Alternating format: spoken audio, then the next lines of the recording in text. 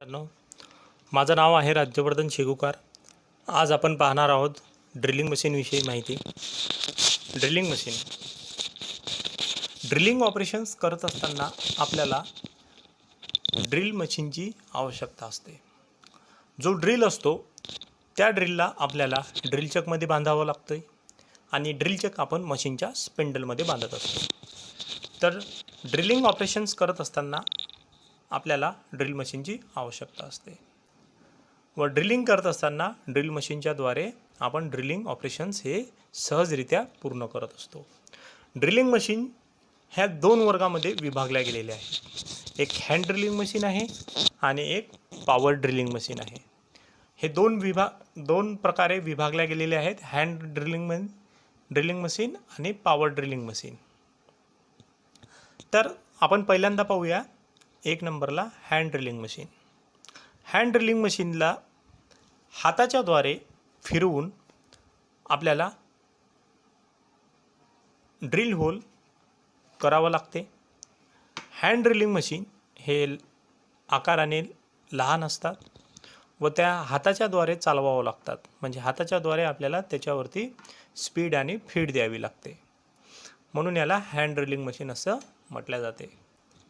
त्यानंतर hand drilling मशीनमध्ये सुद्धा टाईप्स पडतात। आता हँड ड्रिलिंग मशीन हे साधारण 6 mm पर्यंत ड्रिल होल करते, बरोबर आहे। या हँड ड्रिलिंग मशीनमध्ये 2 गिअर लावलेले असतात, बिवेल गिअर। एक स्पिंडल लावलेला असतो, त्या स्पिंडलला चक अटॅच असतो व हाताच्या द्वारे आपल्याला यावरती शक्ती द्यावी लागते हाताच्या सहाय्यानं। आणि हँड ड्रिलिंग मशीन साधारण हे 6 mm पर्यंत ड्रिल होल करू शकते। त्यानंतर ब्रिस्ट ड्रिलिंग मशीन हा सुद्धा हँड ड्रिलिंग मशीनचाच एक भाग आहे, म्हणजे टाईप्स आहेत। ब्रिस्ट ड्रिलिंग मशीन यामध्ये एक ब्रिस्ट लावलेला असतो। हे drill machine hand drilling machine सारखीच असते, फरक फक्त एवढा असतो की या ब्रिस्टला आपल्याला छातीच्या द्वारे आपल्याला पुश करावं लागते, जेणेकरून फीड जास्त देण्यासाठी, म्हणजे अतिरिक्त त्याच्यावरती भार देण्यासाठी आपण छातीच्या द्वारे त्या ब्रिस्टला आपण पुश करतो, म्हणून याला ब्रिस्ट ड्रिलिंग मशीन असे म्हणतात। ब्रिस्ट ड्रिलिंग मशीन साधारण 12 mm पर्यंतचे ड्रिल होल तो करू शकतो। त्यानंतर पाहणार आहोत आपण रॅचेट बेस ड्रिलिंग मशीन। आता रॅचेट बेस ड्रिलिंग मशीनचा वापर जिथे हँड ड्रिलिंग मशीन किंवा ब्रिस्ट ड्रिलिंग मशीन जिथं वापरता येत नसेल किंवा काम करू शकत नसेल, तर अशा वेळेस आपण रॅचेट बेस ड्रिलिंग मशीनचा वापर करत असतो। रॅचेट बेस ड्रिलिंग मशीनमध्ये एक रॅचेट लावलेला असतो, त्याला हँडलला अटॅच असते। त्या रॅचेटला आपल्याला त्या रॅचेट ड्रिलिंग मशीनमध्ये जो ड्रिल वापरला जातो तो ड्रिलचा जो शँक राहतो तो स्क्वेअर असतो, बरोबर आहे। स्क्वेअरच लागतो याच्यामध्ये, अन्यथा टेपर शँक लागत नाही किंवा स्ट्रेट शँकसुद्धा लागत नाही। तर याच्यामध्ये स्क्वेअर शँकवाले ड्रिल वापरले जातात। या रॅचेटला आपल्याला क्लॉकवाईज फिरवावं लागतो। जेव्हा तुम्ही क्लॉकवाईज फिरवसाल घड्याळाच्या सरळ दिशेने, तर तो रॅचेट जेव्हा फिरेल त्याच्यासोबत तुमचा ड्रिलसुद्धा फिरेल आणि ड्रिल फिरल्यानंतर तुमचं ड्रिल इझिली होईल। पण ड्रिल फिरत असताना ड्रिलचा जो वेग राहतो हा खूप कमी असतो आणि या रॅचेट बेस ड्रिलिंग मशीनला जवळपास 9 ते 20 mm पर्यंतचे ड्रिल होल तो करू शकतो। रॅचेटला फिरवल्याच्या नंतर आपल्याला अँटी क्लॉकवाईजसुद्धा फिरवावं लागतो, म्हणजे त्या हँडलला आपल्याला मागे आणण्यासाठी, रॅचेट बेसला मागे आणण्यासाठी आपल्याला अँटी क्लॉक फिरवावं लागतो। पण अँटी क्लॉक फिरत असताना तो ड्रिल फिरत नाही, ड्रिल तिथंच थांबून राहतो। जेव्हा तो क्लॉकवाईज फिरेल तेव्हाच ड्रिल सोबत त्याच्या फिरतो। हे झाली रॅचेट बेस ड्रिलिंग मशीन। 3 प्रकार आहे त्याच्यामध्ये, हँड ड्रिलिंग मशीन आणि ब्रिस्ट ड्रिलिंग मशीन आणि रॅचेट बेस ड्रिलिंग मशीन, हे हँड ड्रिलिंगचेच प्रकार आहेत। त्यानंतर पाहणार आहोत आपण पॉवर ड्रिलिंग मशीन। आता ह्या ज्या पॉवर ड्रिलिंग मशीन आहेत ह्या इलेक्ट्रिक पॉवरच्या द्वारे चालवल्या जातात, म्हणून याला पॉवर ड्रिलिंग मशीन असे म्हणतात। आता पॉवर ड्रिलिंग मशीनमध्ये सुद्धा टाईप्स पडतात। ते आता पहिला टाईप्स आहे portable electric drilling machine. Portable electric drilling machine म्हणजे की जे मिस्त्री लोक वापरतात, बरोबर आहे, जे इलेक्ट्रिशियन वगैरे आहेत ते लोक वापरतात. जसं की एखाद्या भिंतीवरती आपल्याला होल करायचा आहे, बरोबर आहे, इलेक्ट्रिक फिटिंग करत असताना, वायरिंगची फिटिंग करत असताना त्यांना इलेक्ट्रिक बोर्ड फिट करावे लागतात, किंवा आपल्याला ते जेव्हा भिंतीवरती जे बोट फिट करत असताना त्यांना ड्रिल करावं लागते, होल करावं लागते भिंतीवरती, तर ते अशा वेळेस पोर्टेबल इलेक्ट्रिक ड्रिलिंग मशीनचा वापर करत असतात, जेणेकरून ड्रिल होल होण्यास मदत होते त्यांना. तर यामध्ये सुद्धा 3 टाईप्स पडतात. एक लाईट ड्युटी, जे की 9 mm पर्यंतचे ड्रिल होल करू शकते. एक आहे मीडियम ड्युटी, ते 15 mm पर्यंत ड्रिल होल करू शकते. एक हेवी ड्युटी, हे 20 mm पर्यंतचे ड्रिल होल करू शकते. आता इलेक्ट्रिकल पोर्टेबल ड्रिलिंग मशीनचा आपल्याला काय वापर आहे बा, आपण कशासाठी वापरतो बघा. असे कार्य असतात की ज्या कार्यांना, असे जॉब असतात की जे जॉब आपल्याला ड्रिलिंग मशीनवरती आपल्याला नेता येत नाही, म्हणजे आकाराने मोठे व हेवी जॉब. मग अशा वेळी ड्रिलिंग मशीनवरती आपल्याला त्याच्यावरती जर ड्रिल करायचं असेल तर ड्रिलिंग मशीनवर बसत नाही, तर मग काय करावं लागेल, मग आपल्याला अशा वेळेस पोर्टेबल इलेक्ट्रिक ड्रिलिंग मशीनचा आपल्याला तिथं वापर करावा लागते, जेणेकरून त्या कार्यापर्यंत आपल्याला त्या ड्रिल होल आपण ड्रिल ते नेऊ शकतो, ड्रिल मशीन त्या कार्यापर्यंत, आणि इझिली ते ड्रिल होल आपण करू शकतो. त्यानंतर bench drilling machine. Bench drilling machine हे जनरली वर्कशॉपमध्ये वापरले जाणारे बेंच ड्रिलिंग मशीन आहे. या बेंच ड्रिलिंग मशीनला एका बेंचवरती फिट करून आपलं कार्य आपण इझिली करत असतो. बेंच ड्रिलिंग मशीन हे साधारण 12 mm पर्यंतचे ड्रिल होल करत असते, आणि याचा सर्वात जास्त वापर वर्कशॉपमध्ये केला जातो.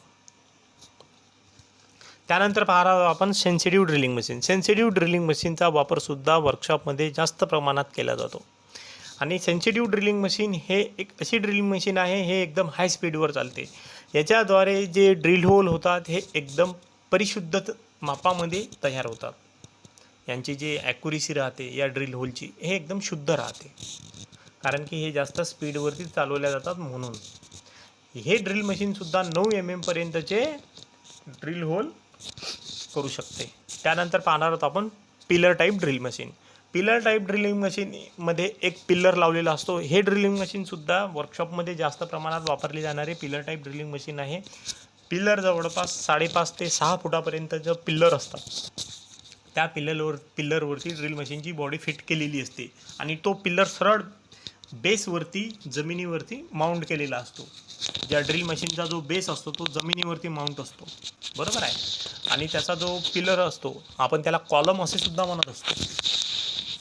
तर त्या कॉलमवरती टेबल वगैरे फिट राहतो, वर्किंग टेबल, त्याच्यावरती आपल्या ड्रिल मशीनची बॉडी वगैरे फिट राहते.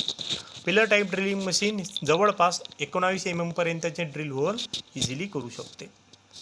19 mm पर्यंत ड्रिल होल करू शकते. त्यानंतर radial type drilling machine. Radial type drilling machine हे मास प्रोडक्शनमध्ये वापरली जाणारी ड्रिलिंग मशीन आहे.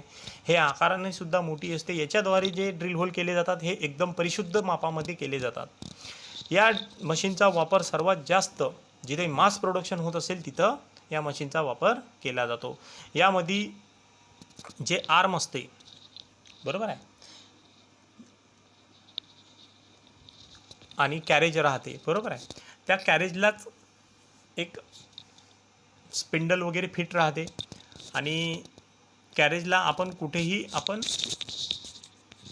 आपल्या वर्किंग टेबलवरती तुम्ही त्याला ॲडजस्ट करू शकता. याच्याद्वारे, या मशीनच्याद्वारे तुम्ही मोठ्या मापाचे जॉब किंवा मोठ्या आकाराचे ड्रिल होल हे परिशुद्ध मापामध्ये तयार केले जातात. त्यानंतर पाहणार आहोत multi spindle drilling machine. Multi spindle म्हणजे 2 किंवा 2पेक्षा जास्त स्पिंडल असणारी मशीन, याला आपण मल्टी स्पिंडल ड्रिलिंग मशीन असे म्हणत असतो. मल्टी स्पिंडल ड्रिलिंग मशीनचा वापर मास प्रोडक्शन कामामध्ये केला जातो.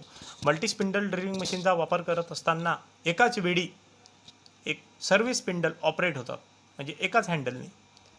हे झाली मल्टी स्पिंडल ड्रिलिंग मशीन. त्यानंतर पाहणार आहोत आपण गँग ड्रिलिंग मशीन. गँग ड्रिलिंग मशीनमध्ये यामध्ये सुद्धा 2 किंवा 2पेक्षा जास्त स्पिंडलची व्यवस्था केलेली असते, आणि या मशीनचा वापरसुद्धा मास प्रोडक्शन कामामध्ये होत असतो. फरक फक्त एवढा असतो की प्रत्येक स्पिंडलला स्वतंत्र एक हँडल लावलेलं असते, म्हणजे स्वतंत्र हे ऑपरेट होत असते. त्यानंतर पाहणार आहोत आपण common type drilling machine operation. Common drilling machine operation. Drilling मशीनच्या सहाय्याने तुम्ही कुठले कुठले ऑपरेशन करू शकता. आता बघा, तुम्ही ड्रिलिंग मशीनवरती ड्रिलिंग ही क्रिया करतच असता किंवा आपण करू शकतो. हव्या त्या व्यासाचे ड्रिल होल आपण ड्रिलिंग मशीनच्या द्वारे आपण करत असतो, बरोबर आहे. त्यानंतरची बोरिंगचे ऑपरेशन. एक बोरिंगची अशी क्रिया आहे की केलेला ड्रिल होल त्याचा जर आपल्याला त्या ड्रिल होलमध्येच आपल्याला त्याचा जर साईज वाढवायचा असेल तर आपण बोरिंग टूलच्याद्वारे त्याचा साईज वाढवू शकतो. म्हणजेच ड्रिल होल आधीच केलेला असते, त्याचा जो साईज राहतो तो आणखीन आपल्याला जर वाढवायचा असेल तर आपण बोरिंग टूलच्याद्वारे आपण बोरिंगचं ऑपरेशन करू शकतो. त्यानंतर काउंटर बोरिंग. काउंटर बोरिंग जी अशी क्रिया आहे की ज्यामध्ये एक ड्रिल होल केलेला असतो ऑलरेडीच आणि त्या ड्रिल होलमध्ये जर तुम्हाला बोल्ट वगैरे फिट करायचा असेल तर बोल्टचा जो हेड असतो त्या हेडला बाहेर राहणार नाही, पृष्ठभागाच्या बाहेर राहणार नाही. त्या बोल्टलाच आपण ड्रिल होलमध्येच प्लेनमध्ये फिट करावं लागत असेल तर अशा वेळेस आपल्याला काउंटर बोरिंगचे आपण तिथे ऑपरेशन्स वगैरे करत असतो. जसं की त्यानंतर आहे काउंटर शंकिंग. काउंटर शंकिंगचं ऑपरेशन तुम्ही वर्गामध्ये पाहिजे जे डेस्क बेंच असतात त्या डेस्क बेंचवरती जो प्लाय वगैरे आपण फिट केलेला असतो, बरोबर आहे, एक स्क्रूच्याद्वारे किंवा एखाद्या नटच्याद्वारे. तर त्या स्क्रूचा जो हेड राहतो तो वरती दिसतो का नाही, तो एकदम पॅरललमध्ये राहतो, त्याच्या आतमध्ये फिट केलेला प्लायच्याच बिलकुल समांतर. तर अशा वेळेस आपल्याला काउंटर शंकिंगची क्रिया करावी लागते जेणेकरून त्याचा जो हेड आहे तो एकदम पॅरलल त्या पृष्ठभागामध्ये येईल म्हणून हे काउंटर शंकिंगची क्रिया केली जाते. त्यानंतर आहे स्पॉट फेसिंग. स्पॉट फेसिंगची क्रिया अशी आहे की आपल्याला ड्रिल होलमध्ये फिनिशिंग करत असताना किंवा ड्रिल होल स्मूथ वगैरे म्हणजे ड्रिल होलचा जो आतला जो भाग आहे तो स्मूथ करण्यासाठी आपण स्पॉट फेसिंगची क्रिया करत असतो. आणि जे कास्टिंग केलेले जे जॉब असतात त्यावरती हे स्पॉट फेसिंगची क्रिया आपल्याला करावी लागते. त्यानंतर रिमिंगचं असं ऑपरेशन्स आहे की जे ड्रिल होलमध्ये आपल्याला जर ड्रिल होलची साईज किंवा त्या ड्रिल होलला परिशुद्ध मापामध्ये आपल्याला आणायचं असेल तर आपण रिमिंगची क्रिया करत असतो. त्यानंतर टॅपिंग. ड्रिल होलमध्ये आपल्याला टॅपिंगसुद्धा करावी लागत असते आवश्यकतेनुसार. तर टॅपच्याद्वारे आपण त्याच्यात इंटरनल थ्रेडिंग वगैरे करत असतो. हे झाले ड्रिलिंग कॉमन ऑपरेशन्स. तर आज आपण पाहिलं ड्रिलिंग मशीनचे टाईप्स आणि त्यानंतर पाहिले आपण कॉमन ड्रिलिंग मशीन ऑपरेशन्स. तर आज आपण इथंच थांबूया. धन्यवाद.